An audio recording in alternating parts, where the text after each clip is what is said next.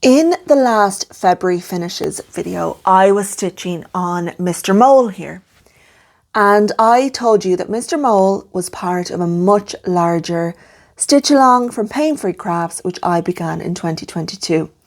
Now you couldn't see at the time because my fabric was all rolled up, but the piece of fabric that this section is stitched on is absolutely filthy. And I'm going to show you a few of the marks that are on the fabric. So if I just move the camera, now they don't show up as well on camera as they do to the naked eye, but you can see there's a big kind of stain here. There's more, if I just move again, sorry, this is just a rug. There's more discoloration all running along here, kind of this, almost like a tea stain colour. There's a disgusting patch of it here. Can you see that? Sorry, now I'm trying to move. All here, more discoloration. And then if I just pull my fabric over, all down here. Can you see? And then a massive big patch of it here. It almost looks like I spilt tea on it.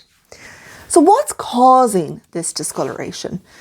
Well, this is actually being caused by the oils from my hand. Now, not that I have particularly oily hands, but everyone has natural oils in their hands. And what happens is those oils, no matter how well you wash your hands before you start stitching, those oils adhere to the fabric, usually around the edge of your frame or your hoop, which is why I have these straight lines running along the side, because I would have been stitching Mr. Toad there in a square hoop. And obviously grabbing the edge of the fabric with my bare hand, the oils would have then adhered to the fabric. And because I started this piece in 2022 and then kind of abandoned it, those oils would have had, 3 to 4 years to oxidize on the fabric and cause this discoloration. So this discoloration was not instant. It did not just appear at the time. It took a very long time for it to appear, and now it's this disgusting colour. So why am I telling you all of this? Because I am now going to wash this piece. Usually I wouldn't wash a piece of cross stitch until the very end, but I'm going to do it now because I want to make sure that these stains will come out before I continue with the piece, because although there's a lot more stitching to be done on this stitch along, some of the fabric will be visible. So I want to be sure that these stains are going to come out. And I'm going to show you how I do that now. But first of all, I'm just going to give you a few little pointers, a few words of caution to bear in mind before you wash a piece of cross stitch. The first thing we really want to consider is whether both our fabric and our threads are colour fast. This means that when we wash them, they're not going to run, they're not going to start seeping out their dyes. Now, most of the commercially manufactured fabrics and threads that we use in cross stitch are fairly colour fast, but you just need to be careful of the brands that may look like reputable brands but are not. So for example, threads that you might find off AliExpress or Temu or even eBay resellers or Etsy resellers, often they look like they're DMC, but they're not DMC. And it's not that there's necessarily anything wrong with using them. It's just that you want to be absolutely certain that they are colour fast before you wash your piece. And you can do this, of course, by washing a piece of the thread and seeing how it behaves. If it's not colour fast and you still want to stitch with it, that's absolutely fine. Just make sure that you don't obviously wash your piece then when it's finished. And then the next thing is about using hand-dyed fabrics or hand-dyed threads. Those hand-dyed fabrics that we often see people stitching mirabilias on, for example, are absolutely gorgeous, as are a lot of the hand-dyed variegated threads that we can buy from lovely little small businesses. Again, absolutely divine. They look gorgeous. They are gorgeous. They're fantastic to use.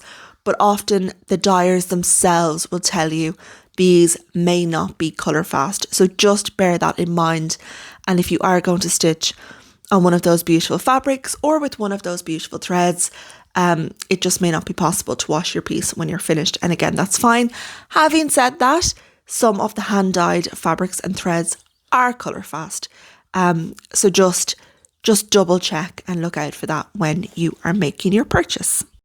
We do need to be a little bit careful when using dark fabrics, even those which do come from the reputable mainstream fabric companies. In order to get those really dark colours, they often have to pump in quite a lot of dye, and so the fabrics become highly saturated in dye, and sometimes this dye can run a little bit when exposed to water.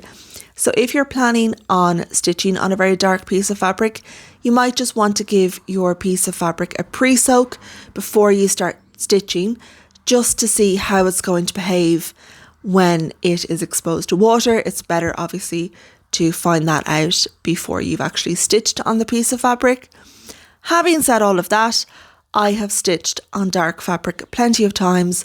I've even stitched a piece on very dark fabric which was primarily white thread, and washed it, and there was really no issue. I do always throw in a colour catcher sheet. I don't know if it's going to do anything, but I just do it for my own peace of mind. But I've actually never had an issue. But it's always important that you do your own little bit of due diligence with that, because you really, really do not want your piece to be ruined. It's also important to remember that we are going to have to iron the piece.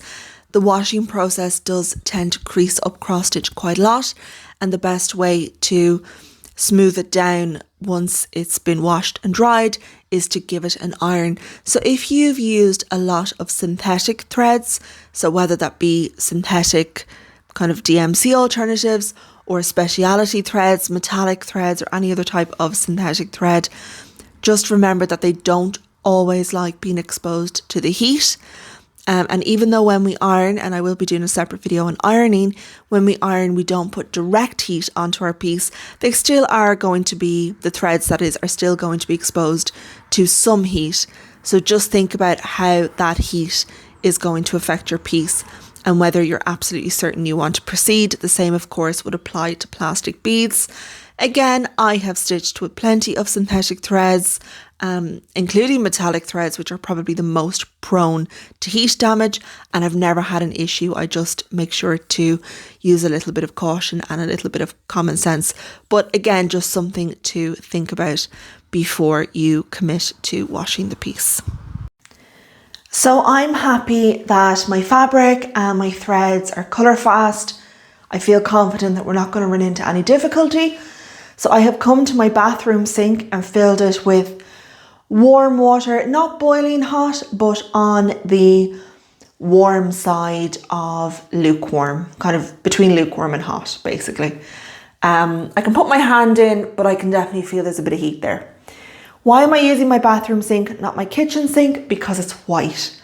And so I want to either use a white sink or a white mixing bowl or a clear mixing bowl, so that if any dye does start to run, I can spot it very quickly. It would be more difficult if I were to do, to put it into a stainless steel sink or a dark colour mixing bowl. That dye seepage would be a little bit harder to spot. So that's why I've done that. So into our water, I'm going to put some washing up liquid. In the US, you call this dish soap, I think. It doesn't have to be very liquid, but I like to use very liquid for this job. Why are we using washing up liquid? Why are we not using a different type of soap? Because washing up liquid is specifically designed to clean dishes. It is designed primarily to dissolve grease. And that's what we're doing here. We are dissolving the grease or the oils that have come from our hands in particular, and the wider environment, but particularly our hands.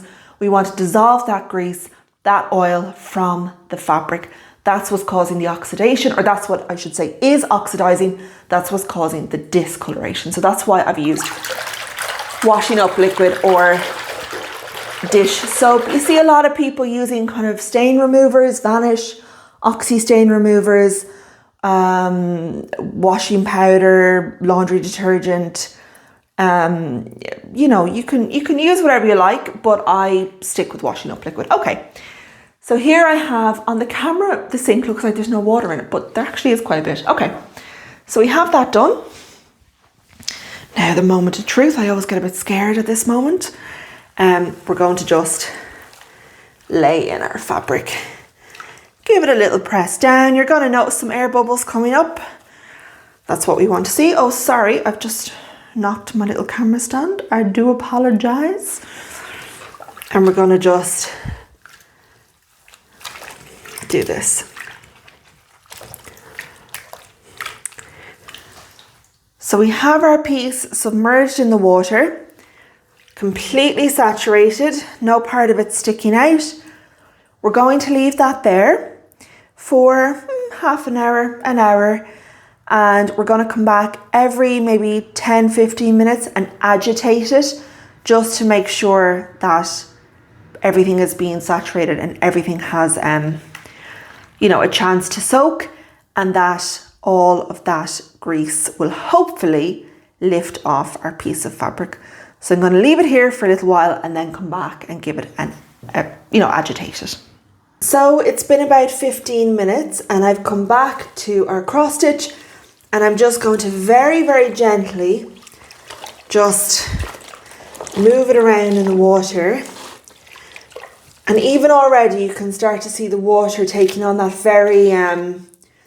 very subtle kind of yellowish tinge that it will take on when you're washing, clean dishes. If you're washing glass, where you'll often see that the dishwater takes on that very subtle yellow tinge.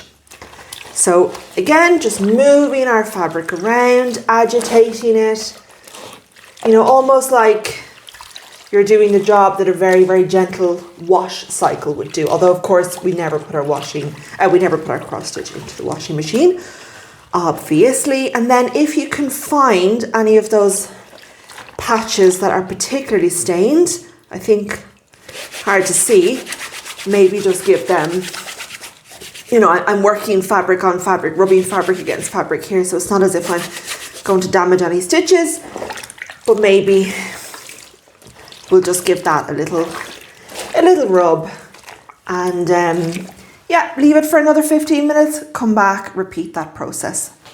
Our piece has now had about an hour and 10 to soak. I put in more warm water and then I've let the whole thing go cold. So what I'm going to do now is I'm going to just, I don't know if you can see, but it's like this murky greyish yellow colour, and that's all that kind of grime that's been washed off. So I'm going to pull the plug,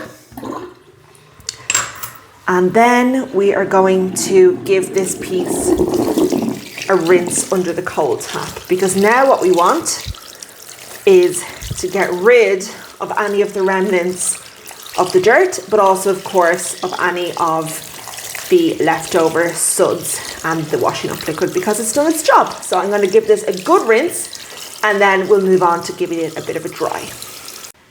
Our piece has now been fully rinsed. The water is running clear, free of all suds. And now I'm just going to gently squeeze out some of that excess water. Now I've already gone over this once, so you're not going to see a huge amount of water coming out. But we are just squeezing the piece. We are not wringing it, we're not twisting it. We're just squeezing out the real bulk of the heavy water. And now we're going to move on to the towel. Here I have just laid an old but a clean towel on actually my kitchen floor, because I needed quite a lot of space. And I've just been rolling up the cross stitch in the towel. So almost like making some kind of a pastry. It's just, roll and then kind of put a bit of pressure to draw out the last of that heavy water. And then roll and kind of squeeze, roll and then squeeze. And then I'm going to unroll it and I'm going to allow it to dry flat. I didn't do a great job of explaining this in the video, so that's why I'm doing this voiceover. But it's really important that we only air dry our piece. So no tumble dryers, no radiators, no blow heaters. Just air dry it until it's about 90% dry. And then the ironing, which we'll talk about in another video, that's going to do the rest of the job. Our piece must be absolutely bone dry before framing. Any tiny bit of moisture left in the fabric can cause mold, can cause condensation to build up inside the frame. So it's really important that before framing, it's 100% bone dry. The bulk of that is going to be done through the air drying process. And then, like I said, the ironing will do the last little bit.